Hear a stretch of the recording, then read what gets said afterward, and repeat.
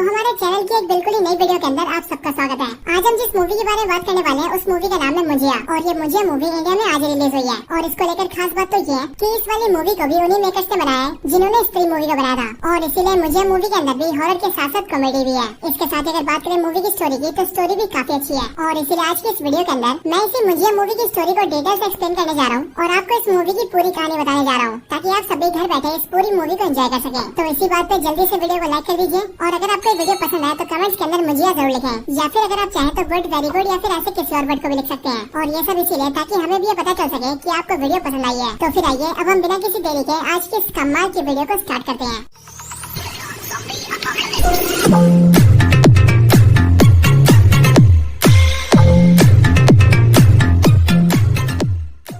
तो इस मूवी की स्टार्टिंग होती है कोनकान से, जो कोनकान महाराष्ट्र के अंदर है। और यहाँ पर जब कहानी शुरू होती है तब साल होता है 1952। महाराष्ट्र के कोनकान के गांव के अंदर हम ये देखते हैं कि वहाँ पर एक छोटा सा बच्चा होता है जिसका नाम गोटिया होता है और उसकी उम्र 10 से 12 साल होती है। और गोटिया इस गाँव में अपनी माँ और अपनी छोटी बहन के साथ रहता था। और गोटिया की बहन उससे 1-2 साल छोटी होती है। यहीं पर गोटिया जिस घर में रहता था उसके बगल वाले घर में कुछ और लोग रहते थे। और यहीं पर एक लड़की रहती थी जिसका नाम था मुन्नी। और गोटिया मुन्नी से प्यार करता था। लेकिन फर्क ये था कि जहाँ गोटिया की उम्र 10 से 12 साल थी वहीं पर मुन्नी उससे 7 साल बड़ी थी। और इसीलिए मुन्नी की उम्र 18-19 साल थी। लेकिन गोटिया तब भी मुन्नी से प्यार करता था और वो ये चाहता था कि उसकी शादी मुन्नी से हो जाए। लेकिन मुन्नी के घर वाले उसकी शादी फिक्स कर देते हैं। लेकिन जिससे मुन्नी की शादी फिक्स होती है वो जिस दिन मुन्नी से शादी करने आता है उसी दिन गोटिया उस दुल्हन के खाने में चूहे मारने का जहर डाल देता है। हालांकि उस खाने से दूल्हा बच तो जाता है लेकिन इस बारे में बाकी सबको पता चल जाता है। और जैसी गोटिया की माँ इस बात को जानती है वैसी वो गोटिया को पकड़ के अपने घर में लाती है और गोटिया को मारने के लिए एक बड़ा सा चाबुक निकालती है और उस चाबुक से गोटिया को बहुत मारती है। और यहाँ पर हम ये भी देखते हैं कि वैसे तो गोटिया किसी से नहीं डरता है लेकिन उसे अपनी माँ के चाबुक से बहुत डर लगता है। हालांकि उसी दिन मुन्नी की शादी हो जाती है और वहीं पर जो गोटिया की माँ होती है वो उसी दिन गोटिया का मुंडन भी करवा देती है। और वैसे तो जैसी मुन्नी की शादी होती है वैसी वो अपने दूल्हे के साथ चली जाती है। लेकिन हम ये देखते हैं कि गोटिया अभी मुन्नी को याद करता है और वो अभी भी ये सोचता है कि वो किसी तरह से मुन्नी से शादी कर ले। अब इसके लिए गोटिया ये फैसला करता है कि वो मुन्नी को हासिल करने के लिए काला जादू करेगा और काला जादू करके वो मुन्नी पर वशीकरण करेगा जिसके पास मुन्नी उसके पास आ जाएगी और फिर वो और मुन्नी दोनों शादी कर लेंगे। और वैसे भी यहाँ तक गोटिया के बारे में जानने के बाद ही आप सभी समझ ही होंगे कि गोटिया कोई आम बच्चा नहीं था बल्कि वो बेसिकली एक साइको बच्चा था जिसके मन में मुन्नी को पाने का ऑब्सेशन था। अब इधर गोटिया जैसी काला जादू करने का फैसला करता है वैसे ही वो अपनी छोटी बहन को अपने साथ लेता है और गांव के पास के एक जंगल में चला जाता है। हमें पता लगता है कि गांव के पास जो जंगल है इस जंगल का नाम चिंटुकवाड़ी है। और क्योंकि ये गांव से दूर है इसीलिए आमतौर पर यहाँ जल्दी कोई नहीं आता है। गोटिया यहाँ पर अपनी छोटी बहन को रात के समय पर लाता है और यहाँ पर आकर एक बड़े से बरगद के पेड़ के नीचे बैठ जाता है और वहाँ बैठकर काला जादू करने लगता है। और फिर इसके बाद ही हमें देखता है कि गोटिया अपनी छोटी बहन पर हमला कर देता है और एक चाकू से उसे मारने की कोशिश करता है। लेकिन गोटिया की छोटी बहन उसे रोकती है और उससे पूछती है कि आखिर वो ऐसा क्यों कर रहा है और वो अपनी छोटी बहन को क्यों मारना चाहता है। जिस पर गोटिया उसे बताता है कि उसे अपने काला जादू के अंदर एक लड़की की बलि देनी पड़ेगी और इसलिए यहाँ पर वो उसे मारकर उसकी बलि देगा। और फिर गोटिया के हिसाब से जैसे उसका काला जादू पूरा होगा वैसी मुन्नी उसके पास आकर उससे शादी कर लेगी। लेकिन यहाँ पर हम ये देखते हैं कि जब गोटिया अपनी छोटी बहन पर हमला करके उसे मारने की कोशिश करता है तभी उसकी छोटी बहन अपना बचाव करती है और वो गोटिया को धक्का मारती है। जिसके बाद जैसे गोटिया को धक्का लगता है वैसे उसका सर सीधा बरगद के पेड़ पर टकराता है और सर टकराने की वजह से गोटिया का सर फट जाता है और उसके सर से बहुत सारा खून निकलने लगता है। और देखते ही देखते कुछ ही पलों के अंदर गोटिया की मौत हो जाती है। लेकिन ये सब देखकर गोटिया की जो छोटी बहन होती है वो जल्दी से भागकर गाँव जाती है और अपनी मदर के साथ साथ सारे गाँव वालों को वहाँ पर ले आती है। वहाँ पर आने के बाद ही सारे लोग गोटिया की हालत देखते हैं। लेकिन तभी गांव के जो मुख्य पंडित होते हैं वो कहते हैं कि ये बहुत बड़ा अनर्थ हो गया है क्योंकि असल में गोटिया एक ब्राह्मण परिवार का लड़का है और अभी कुछ ही दिन पहले उसका मुंडन भी हुआ है। लेकिन गोटिया का मुंडन हुए 10 दिन भी पूरे नहीं हुए और यहाँ पर गोटिया की अकाल मृत्यु हो गई है। और इसीलिए गाँव के सारे मुख्य पंडित बताते हैं कि अब गोटिया मरने के बाद ब्रह्म राक्षस बनने वाला है और हो सकता है कि ब्रह्म राक्षस बनने के बाद वो गाँव वालों का बुरा करे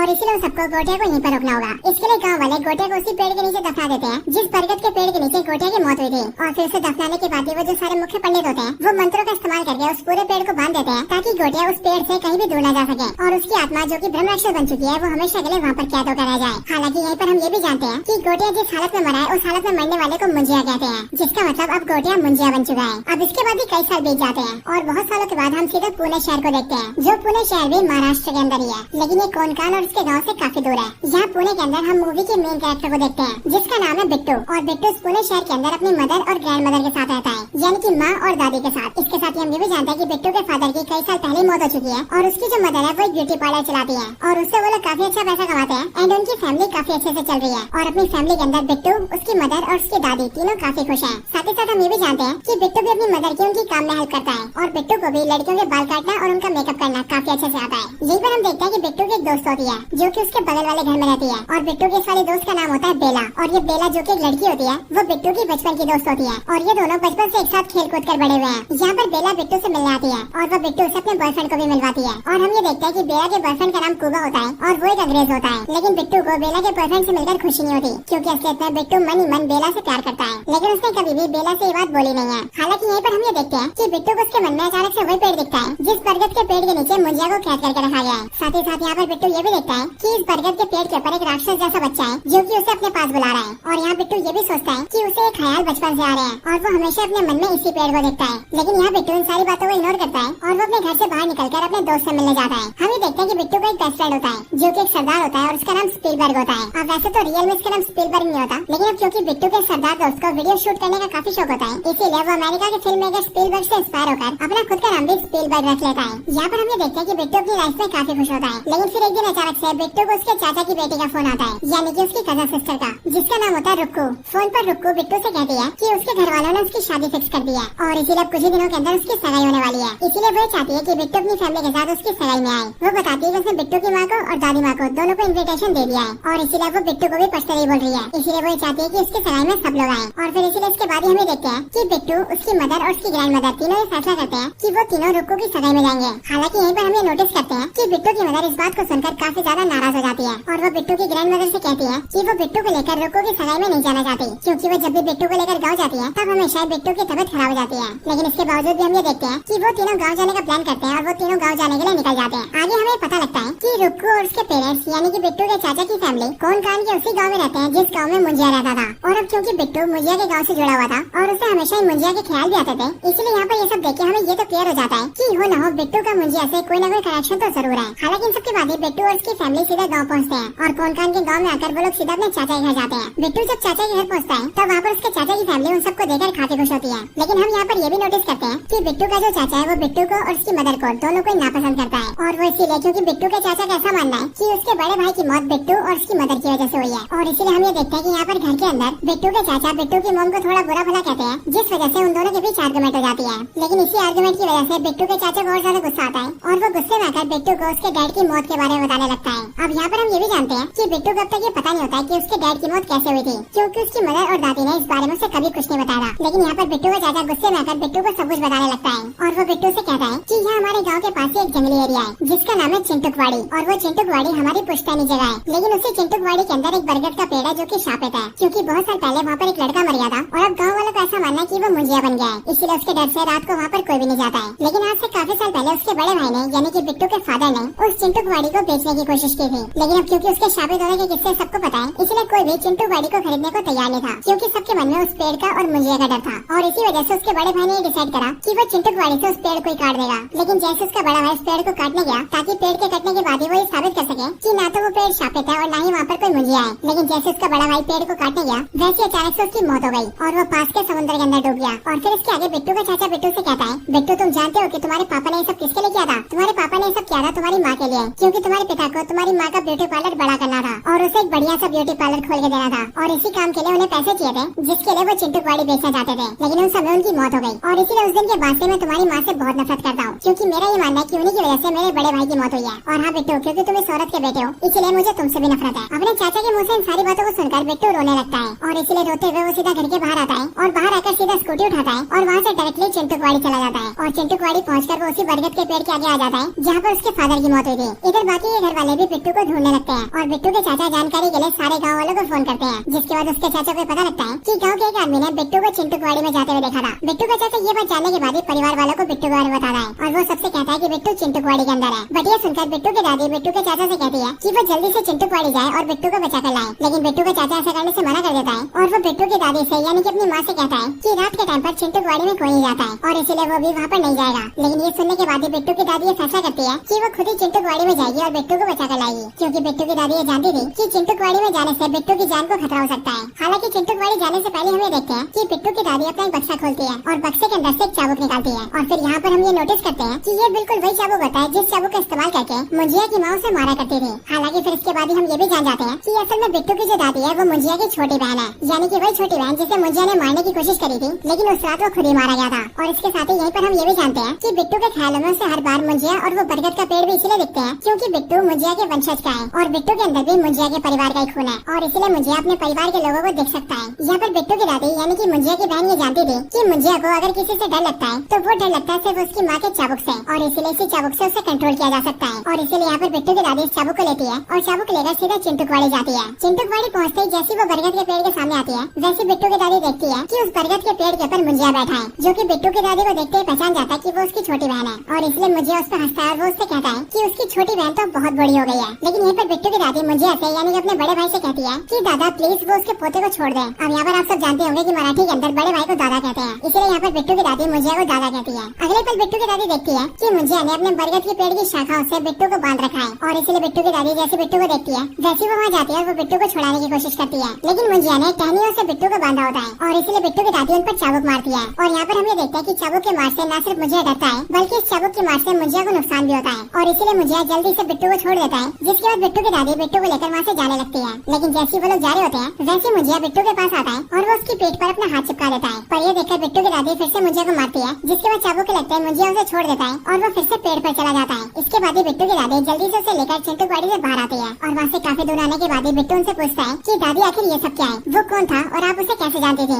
और आखिर आपको ये कैसे पता था कि उसे इसी चाबुक से डर लगता है। इन सब बातों को सुनने के बाद बिट्टू की दादी उसे सब कुछ बताती है और वो उसके सामने सारी सच्चाई को रख देती है, जिसके बाद बिट्टू ये जान जाता है कि वो मुंजिया असल में उसकी दादी का बड़ा भाई है और उसने अब तक क्या क्या किया है। मुंजिया के बारे में सब कुछ जानने के बाद बिट्टू भी काफी डर जाता है, लेकिन बिट्टू की दादी उससे कहती है कि उसे अब डरने की कोई जरूरत नहीं है क्योंकि मुंजिया उस पेड़ से दूर कहीं नहीं जा सकता है और इसीलिए बिट्टू को भी बस इस बात का ध्यान रखना है कि वो फिर से कभी भी उस पेड़ के पास न जाए। लेकिन इसके अगले पल में हम ये देखते हैं कि मुंजिया बिट्टू के सामने खड़ा होता है और वो इस टाइम पर उसकी दादी के पीछे होता है। मुंजिया को देखकर बिट्टू हक्का बक्का हो जाता है क्योंकि कुछ टाइम पहले उसकी दादी ने उससे बोला था कि मुंजिया उस पेड़ से दूर कहीं नहीं जा सकता है, लेकिन अब वो उनके पास आ चुका है और इसीलिए वहाँ पर आते ही मुंजिया सीधे बिट्टू की दादी की गर्दन पकड़ता है और वो झटके से उनकी गर्दन तोड़ के उन्हें मार देता है। और फिर यहीं पर ही हम ये समझ जाते हैं कि असल में बिट्टू के जाने से पहले मुंजिया ने जब उसके पीठ पर हाथ चिपकाया था तब उसके जरिए उसने बिट्टू की पीठ पर अपना निशान छोड़ दिया था और इसीलिए बिट्टू के माध्यम से उसने अपने आप को बरगद के पेड़ से आजाद कर लिया एंड दैट्स व्हाई वो कहीं भी मूव कर सकता है। लेकिन ये सब देखने के बाद ही बिट्टू बेहोश हो जाता है और फिर इसके लिए कुछ टाइम बाद ही गाँव वाले से ढूंढते हुए आते हैं और वो बिट्टू को लेकर सीधा हॉस्पिटल जाते हैं। हॉस्पिटल आकर बिट्टू की आंखें खुलती है और तब बिट्टू पूछता है कि उसकी दादी कैसी है, जिस पर उसके घर वालों से बताते हैं कि वहाँ चिंटुकवाड़ी से थोड़ी सी दूरी पर उसकी दादी की लाश मिली है, जिसका मतलब उसकी दादी मर चुकी है। हालांकि पुलिस ने इन्वेस्टिगेशन की है और इसीलिए पुलिस का ऐसा मानना है कि शायद से उसकी दादी फिसल कर गिर गई होगी और इसीलिए उनकी मौत हो गई होगी। लेकिन असल में बिट्टू इस बात को जानता था कि उसकी दादी की मौत गिरने से नहीं हुई है बल्कि उसकी दादी को मुंजिया ने मारा है। हालांकि बिट्टू इतना ज्यादा डरा होता है कि वो इस बारे में किसी को भी बता नहीं पाता है। लेकिन इसके बाद ही हम ये देखते हैं कि बिट्टू के जो चाचा होते हैं वो बिट्टू की मदर से झगड़ा करने लगते हैं और वो फिर से बिट्टू की मदर को ब्लेम करते हैं कि पहले उसकी वजह से उसका भाई मर गया और अब उस औरत की वजह से उसकी माँ भी मर गई। लेकिन ये सब सुनकर बिट्टू की मदर को गुस्सा आता है और इसीलिए वो बिट्टू को लेकर उस गाँव से निकल जाती है और बस पकड़ के सीधा पुणे आने लगती है।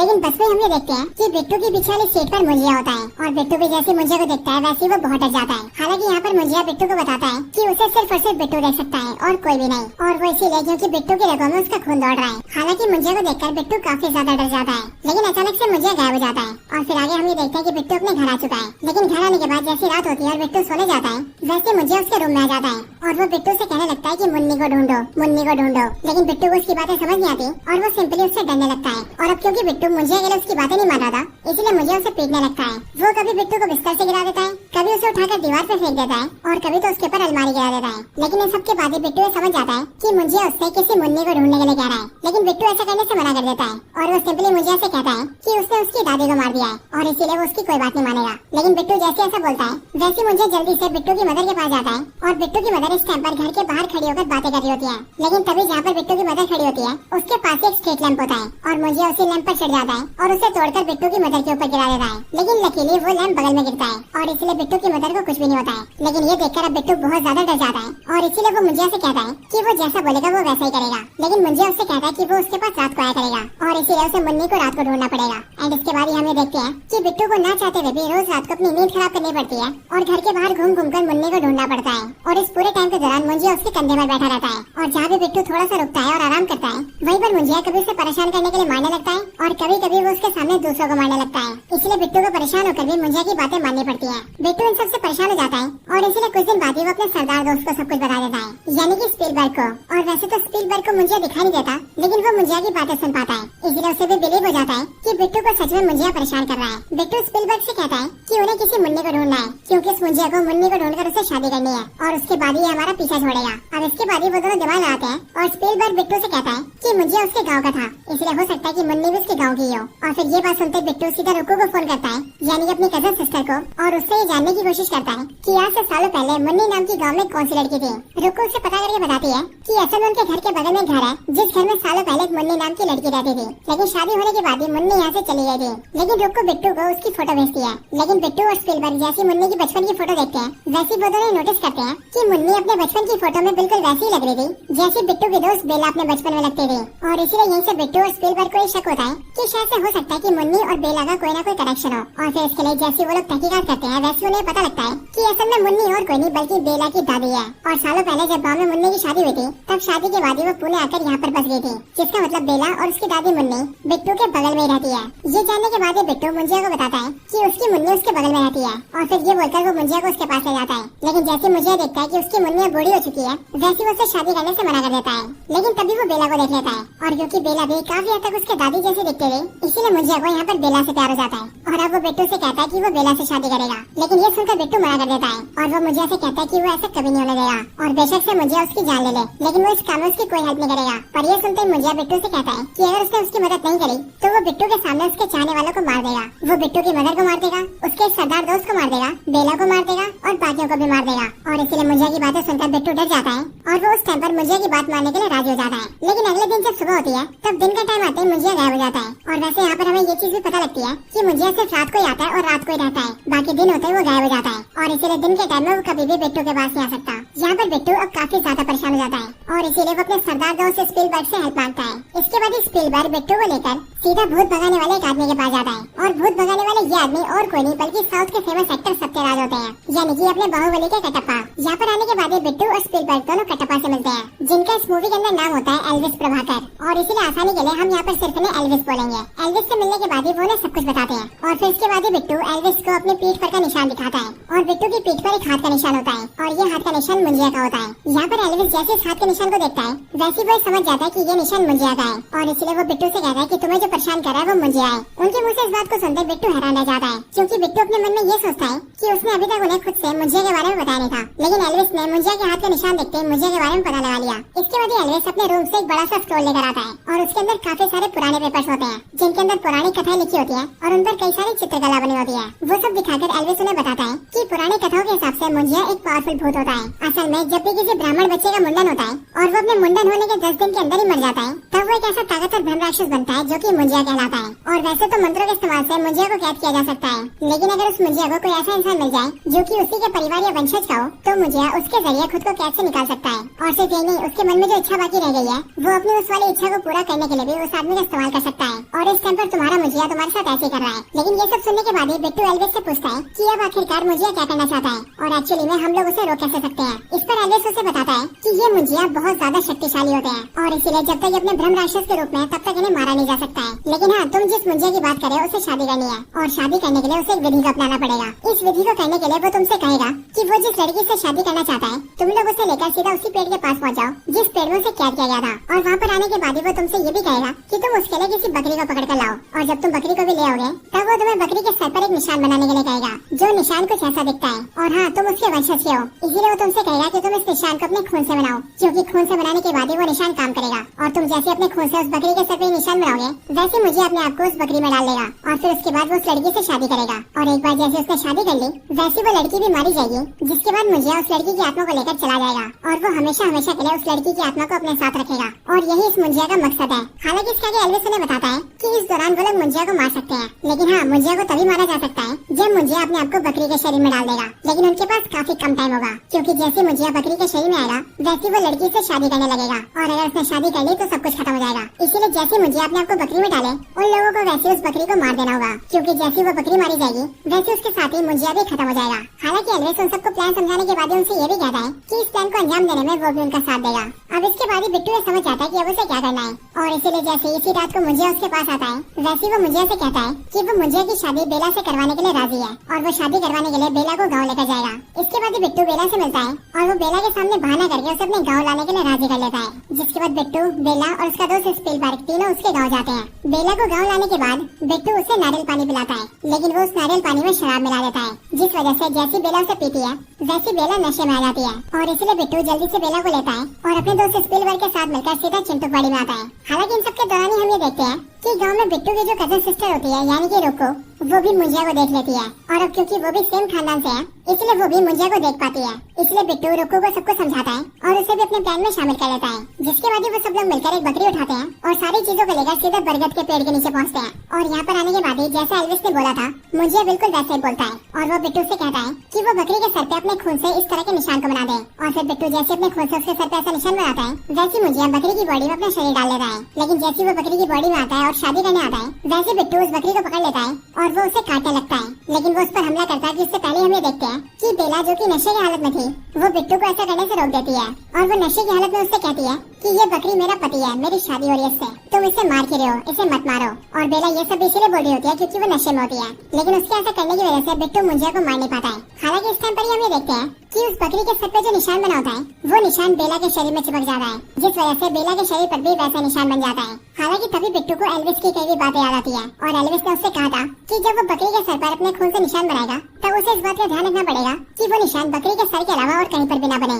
खास करके किसी इंसान पर तो बिल्कुल नहीं, क्योंकि अगर ऐसा हुआ तो मुंजिया सीधा उसकी बॉडी में घुस जाएगा। और यहाँ पर प्रेजेंट टाइम में हम ऐसे ही देखते हैं क्योंकि जैसे बकरी का सर बेला की बॉडी पर लगता है और बेला के शरीर पर वो निशान चिपकता है वैसी मुंजिया सीधा बेला के अंदर घुस जाता है और फिर जैसे वो बेला के अंदर आता है वैसे वो देखने में बहुत डरावनी हो जाती है और वो बिट्टू से कहती है कि उसने उसे मारने की कोशिश की है, जिसका मतलब उन सब ने मुंजिया को धोखा दिया है और इसलिए मुंजिया उन सबको मार देगा। और फिर ये बोलकर मुंजिया जो कि बेला की बॉडी में होता है वो सब पर अटैक कर देता है। अब मुंजिया से बचने के लिए बिट्टू, रुक्कू और स्पीलबर्ग तीनों वहाँ से भाग जाते हैं और वो चिंटूकवाड़ी से भागकर सीधा रुक्कू के घर में घुस जाते हैं, लेकिन मुंजिया पीछे करते हुए वहाँ भी पहुँच जाता है। अब हालांकि मैं आपको बता दूं कि वैसे तो ये काफी हॉरर सीन होता है, लेकिन जैसा कि स्त्री मूवी के में हमने देखा था कि वहाँ हॉरर के साथ साथ कॉमेडी भी हो रही थी, ठीक बिल्कुल वैसे यहाँ पर भी हॉरर के साथ साथ काफी कॉमेडी हो रही होती है। इसी टाइम पर बिट्टू एल्विस को भी अपने पास बुला लेता है। हालांकि इस टाइम पर हमें देखते हैं कि इन सारी भागा दौड़ी के दौरान ही वो निशान बिट्टू के चाचा के सर पर भी बन जाता है, जिस वजह से मुंजिया बेला की बॉडी से निकलकर सीधा बिट्टू के चाचा की बॉडी में घुस जाता है और अब उसके बाद ही वो सब पर हमला करने लगता है। सबको ठिकाने के बाद ही मुंजिया जो कि बिट्टू के चाचा की बॉडी में था